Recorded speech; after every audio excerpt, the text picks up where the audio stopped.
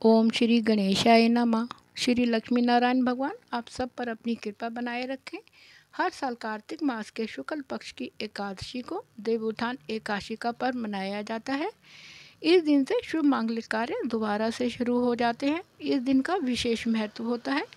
एकादशी का व्रत रखने से पुण्य फल की प्राप्ति होती है और व्यक्ति के सभी पाप नष्ट हो जाते हैं।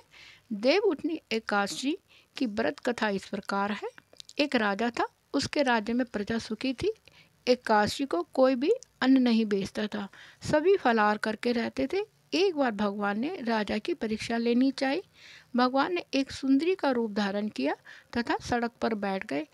तभी राजा उधर से निकला और सुंदरी को देखकर चकित रह गया। उसने पूछा कि हे सुंदरी, तुम कौन हो और इस तरह यहाँ पर क्यों बैठी हो? तब सुंदर स्त्री बने भगवान विष्णु जी ने बोला कि मेरा इस नगर में कोई भी जाना पहचाना नहीं है, मैं किससे सहायता मांगूं? राजा उसके रूप पर मोहित हो गया था। वह बोला, तुम मेरे महल में चलकर मेरी रानी बनकर रहो। सुंदरी बोली, मैं तुम्हारी बात को मानूंगी, पर तुम्हें राज्य का सारा अधिकार मुझे सौंपना होगा। राज्य पर मेरा पूर्ण अधिकार होगा। मैं जो भी बनाऊंगी तुम्हें खाना होगा। राजा उसके रूप पर मोहित हो गया था, अतः उसकी सभी शर्तें उसने मान ली। अगले दिन एकादशी थी। रानी ने हुक्म दिया कि बाजारों में अन्य दिनों की तरह अन्न बेचा जाए। उसने घर में मांस मछली पकवाए तथा परोस कर राजा से खाने के लिए कहा। यह देखकर राजा बोला, रानी, आज एकादशी है, मैं केवल फलाहार ही करूँगा।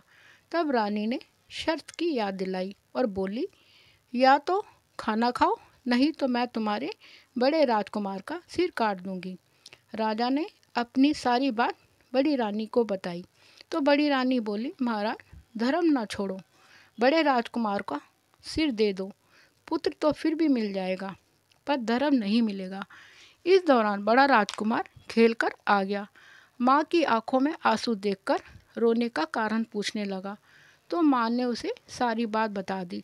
तब वह बोला, मैं सिर देने को तैयार हूँ, पिताजी के धर्म की रक्षा होगी और जरूर होगी। राजा दुखी मन से राजकुमार का सिर देने को तैयार हुआ तो रानी के रूप में भगवान विष्णु जी ने प्रकट होकर असली बात बताई। राजन, तुम इस कठिन परीक्षा में पास हुए।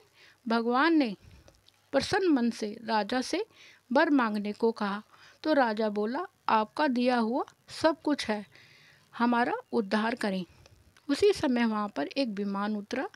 राजा ने अपना राज्य पुत्र को सौंप दिया और विमान में बैठकर परम धाम को चला गया। ओम नमः शिवाय। हर हर महादेव।